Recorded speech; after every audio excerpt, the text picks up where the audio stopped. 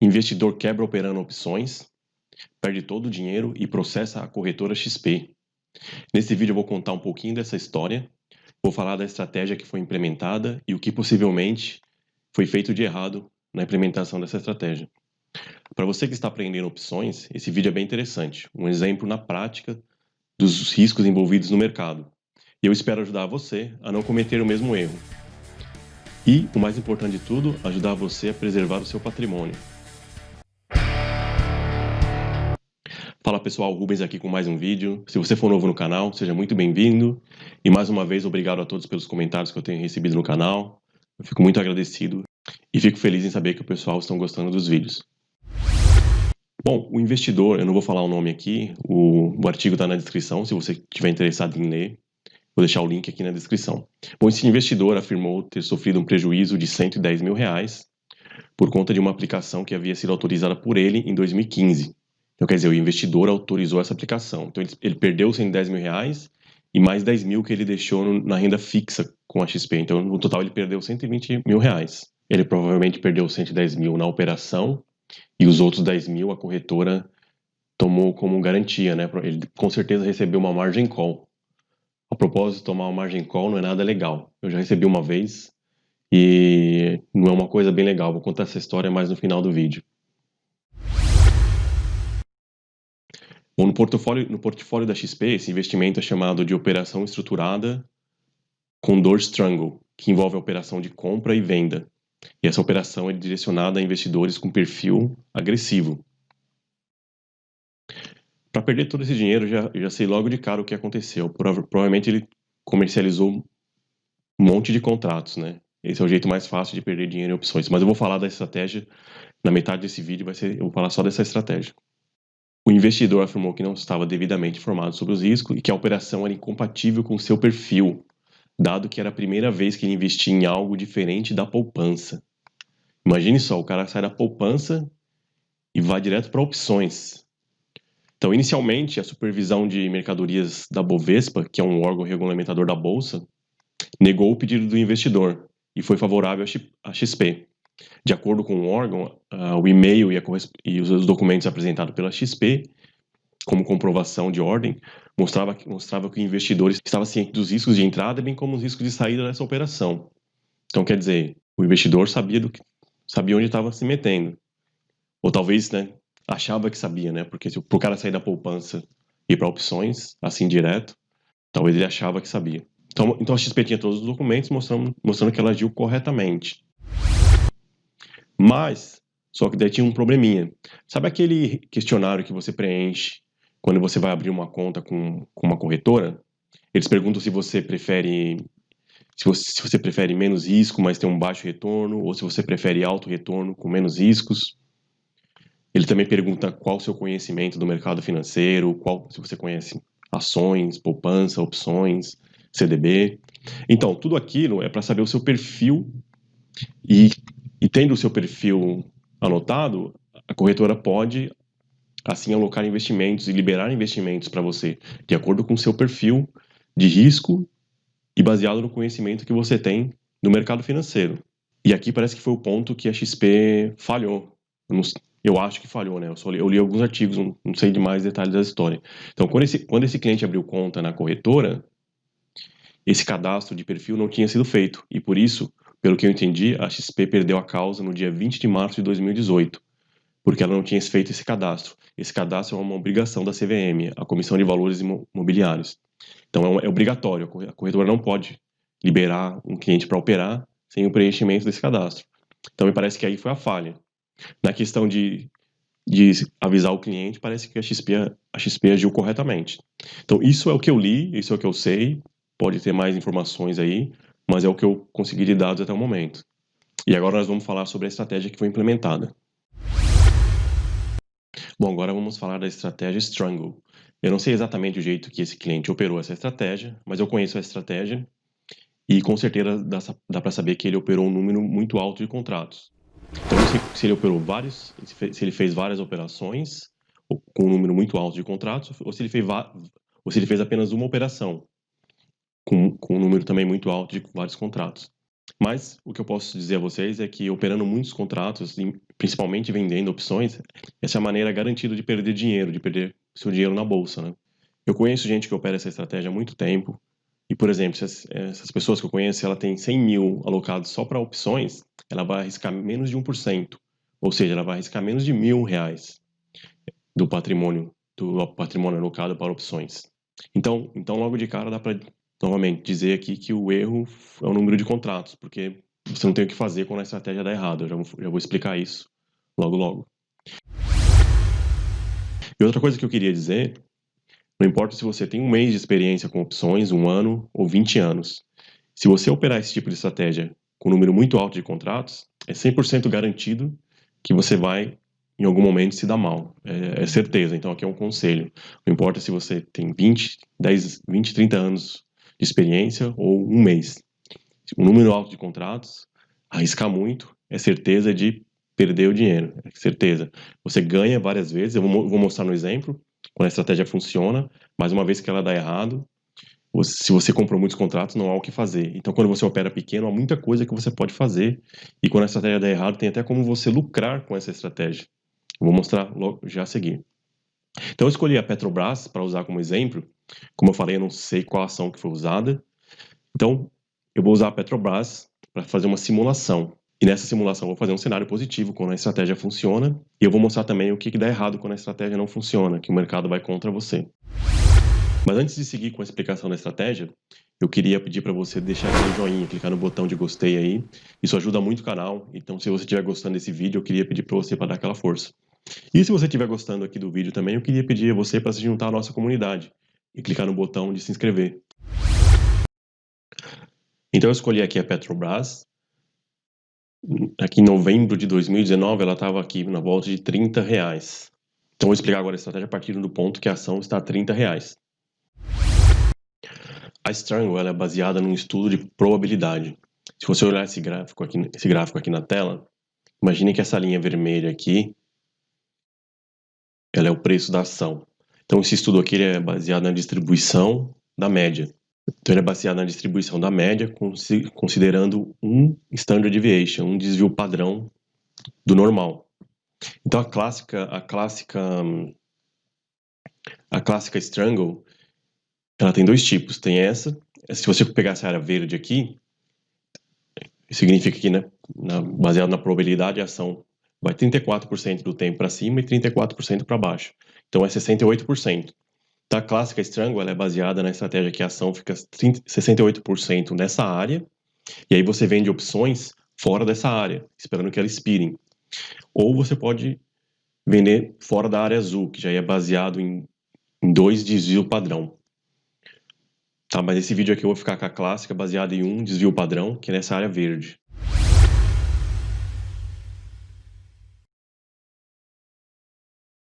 Bom, então vamos agora olhar no exemplo da Petrobras.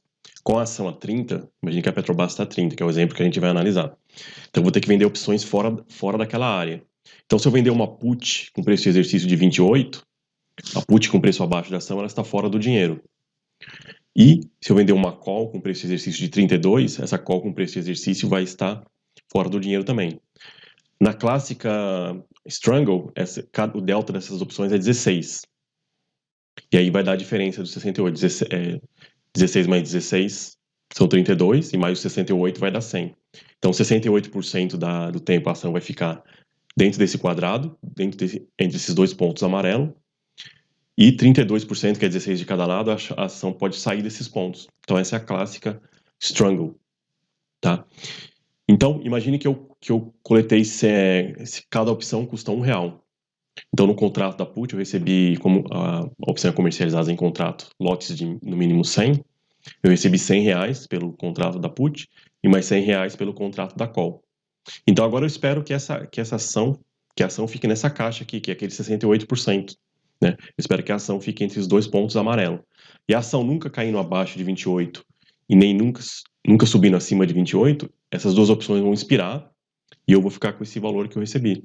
Eu vou ficar com os R$ 200. Tá? Então, a estratégia dá errado quando a ação sobe acima do preço que você vendeu. E se ela subir muito acima, demais, aí que vem o problema, que eu vou falar já. Tá? Então, resumindo aqui essa figura, eu, como vendedor das opções, quero que a ação fique dentro dessa caixa, entre os 2 pontos amarelos.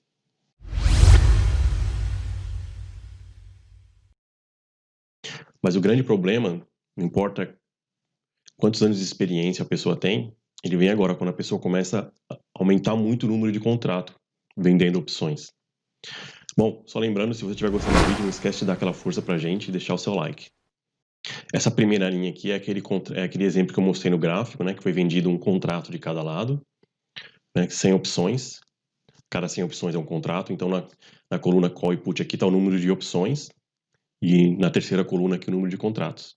E o crédito de 200. Então a primeira linha é aquela operação inicial que eu mostrei no gráfico. E aí o problema começa aqui. A pessoa recebe R$200 e aí decide, talvez a operação deu certo na primeira vez, e aí, ou a pessoa fez isso direto na primeira vez, eu não sei o que aconteceu. Então aí, se você olhar na segunda linha aqui, se você aumentar o número de contratos, imagine que você decidiu dessa vez operar 1.000 opções, 10 contratos de cada lado, né? Então, 1.000 opções, se você dividir por 100, dá 10 contratos. Então, na linha 2, na linha de baixo, imagine que essa pessoa aumentou o número de contratos. Ele fez 1.000 opções de cada lado, 1.000 calls e 1.000 puts. Aí ele vai receber R$2.000. E na terceira linha, se a pessoa fez 3.000 opções de cada lado, que seria 60 contratos, 30 contratos de cada lado, ela vai receber R$6.000. Isso aí pode ser num prazo de um mês, tá?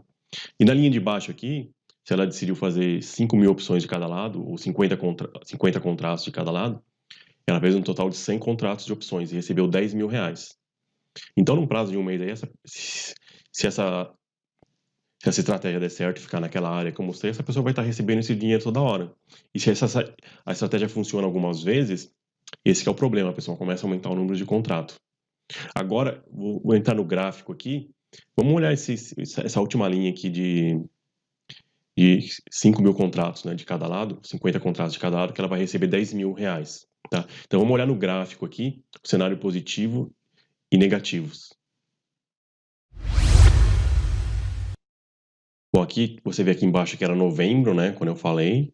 O preço da ação da Petrobras, a Petro 4, estava aqui por volta de R$30 reais. E nós vendemos duas opções. Uma put com preço de exercício a 28, nessa área aqui. E vendemos uma call com preço de exercício de 32 aqui em cima.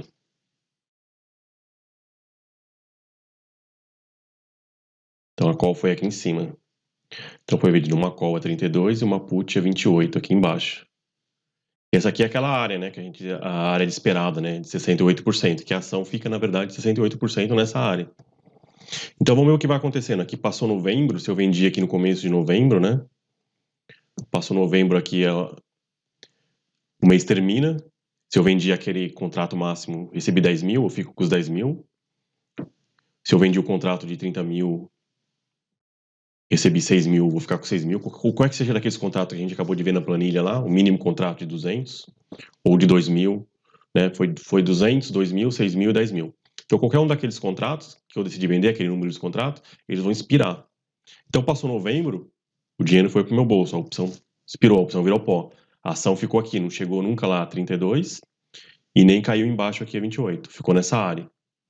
Passa dezembro, a mesma coisa, tá vendo? A ação fica aqui entre 30 e 29, dezembro.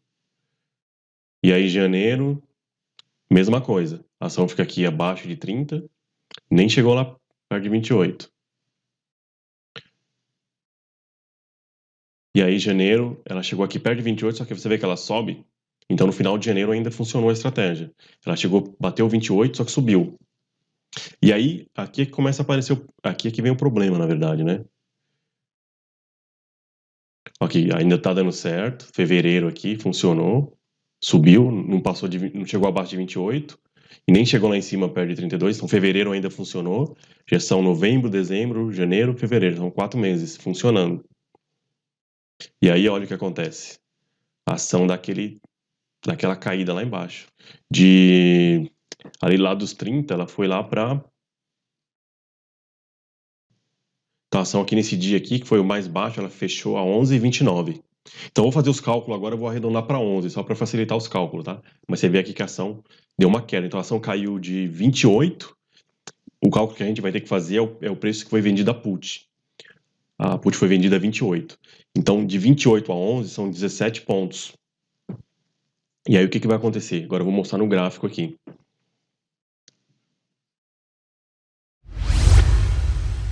Então, você viu lá que a ação caiu e chegou a 11. Como a put que foi vendida inicialmente por 28, quando você vende aquela put, você coletou um crédito, né? Você recebeu o dinheiro e aí você é obrigado a comprar de volta. Então, aquela put, como ela é de 28 a 11, o valor nominal dela, sem contar a volatilidade, o valor nominal do contrato, se você tiver que comprar as ações, ele está em 17 pontos. Então, se você vender um contrato, aquele 17 pontos ele vai ficar menos 1.700. Isso sem contar a volatilidade, tá? Então, na segunda opção aqui na segunda linha, se você vender 1.000, ele vai estar 1.700, ou 3.000, 51.000, ou 5.000, vai estar menos 85.000. Mas esse é o valor nominal. Contando a volatilidade, aquela foi uma queda violenta. Essas opções, ela pode facilmente ter valorizado 5.000%, 10.000%. Se você pegar a segunda linha aqui, menos 17 mil, esse contrato aqui de 1.000 opções, ele pode facilmente ter chegado a 100 mil ou perto de 200 mil. Muito fácil, porque a volatilidade aumentou, tá? Ela foi uma queda muito violenta. E aí o que acontece? A corretora ela tem o que chama margin call. A corretora não vai assumir o risco seu, né? Ela te dá uma margem. Então, por exemplo, se você tem uma conta com 100 mil reais e você tem uma margem de 30%, caindo até 70 mil, a corretora te segura. Mas se cai abaixo desse valor, a corretora tem o que é chamado margin call, né? Call é de ligar em inglês. Então, quando você está praticamente, você precisa depositar dinheiro na corretora para cobrir suas perdas, é chamado de margin call. Eu já recebi uma margin call e não é nada legal. Eu vou contar essa história no final do vídeo. Então, a margin call é o quê? Provavelmente esse rapaz, como ele vendeu muitos contratos, a conta dele, imagina que essa linha de 1.000 contratos, né? 17 mil. Ela pode ter chegado aí a menos 50 mil, menos 80 mil. Então, a dívida dele já estava muito alta. A corretora não segura. Se ele tem 100 mil, até 70 mil, a corretora segura, mas passou disso, margin call. Então, aí não tem o que fazer. Você tem que liquidar as operações. A corretora não vai esperar a ação voltar. Ela não vai esperar. Ela te espera você depositar mais dinheiro. Se você não deposita, ela fecha na perda, porque ela não vai assumir o seu risco, tá? E então, por isso que eu falo, tem que operar pequeno. Vou voltar aqui no gráfico para mostrar para vocês aqui.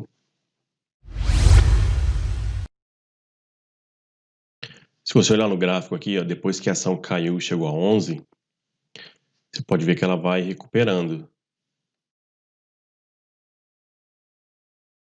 A ação foi subindo, tá? Porque o que acontece? Quando você vendeu muito contrato, como eu falei anteriormente, a corretora chega um prejuízo que ela liquida, não te dá chance. Se você vendeu, por exemplo, um contrato, aquele contrato que estava menos 1.700, e aqui você pode fazer uma técnica chamada rolagem, que você vai rolando, e o mês para frente, como é um mês com mais tempo, te dá mais crédito. Aí você vai rolando e recebendo mais crédito. Mas você precisa de margem, por isso que tem que operar pequeno, né? Então essa pessoa que fez essa operação, ela já não tinha mais o que fazer nada, porque a corretora não vai ficar esperando voltar, né? A corretora liquida. Então, se você operou um contrato, que estava 1.700, você provavelmente rolou, tá? Você esperou, você pode ver que depois a ação subiu aqui de volta a 22. De repente, com os créditos que foi recebido desde março, né? Aqui, caiu aqui no final de março, abril, maio, junho, julho. Então, teve 4 meses para fazer rolagem, tá? E mesmo se você tiver que comprar, você vai comprar... Você adicionou créditos e se você tiver que comprar, você vai comprar a ação depois pelo preço lá de 28. Então, com os créditos e o valor que você comprou a ação, de repente aí, você zerou, de repente fez até um lucro. E tem outras estratégias também, dá para vender uma trava de call para adicionar mais. Tem várias coisas que dá para fazer, tá? Então, mas tem que operar pequeno. Voltando lá aquele gráfico de distribuição de probabilidade, você vê que o verde é 34 de cada lado, mas você vê que tem as caudas dos lados, né? Você vê a laranja lá no final, é uma probabilidade de menos de 1%. Mas acontece, que foi nesse caso, né? São aqueles eventos com probabilidade muito baixa, mas quando eles acontecem, são muito violentos. Então, você viu lá que, como eu mostrei no gráfico, o segredo é operar pequeno, que aí você tem chance de fazer alguma coisa. Provavelmente no caso da XP, esse rapaz deve ter feito muitos contratos. E aí você recebe o margin call e não tem mais o que fazer. A corretora liquida sua posição, né? Ele tinha perdido R$ 110 mil, ele tinha 10 mil em CDB, alguma coisa assim, a corretora ela pega tudo, porque você está no prejuízo. Então foi praticamente isso que aconteceu, tá? Na verdade, a ganância de operar muito e querer fazer dinheiro muito rápido, tá? E no caso lá que eu recebi o margin call foi quando eu estava aprendendo, né? Eu tinha uma conta numa corretora americana e aí eu resolvi logo no começo operar com dinheiro real. E aí eu fiz uma Condor, né? Que é duas travas. Iron Condor, que é duas travas de cada lado. E aí, da call que eu tinha vendido, ela entrou no dinheiro e ela ficou. Quando você vende uma call e você é exercido, você fica vendido, né? Fica short, tava vendido na call. E aí eu não sabia muito o que fazer. A corretora me mandou mensagem para depositar dinheiro, para cobrir. Só que na verdade eu só precisava. Se eu finalizasse todas as operações, como era uma trava, então tinha meu risco limitado, então não tinha como eu perder dinheiro. Eu só finalizei a outra parte da trava e aí a operação zerou, tá? Mas receber um e-mail de uma corretora, uma ligação, não é nada legal, dá um meio que desespero assim. Mas então é isso, galera. Eu espero que esse vídeo tenha ajudado. E se você gostou do vídeo, deixa o seu like aí, deixa o seu gostei e se inscreve no canal aí, faça parte da nossa comunidade aí. Obrigado.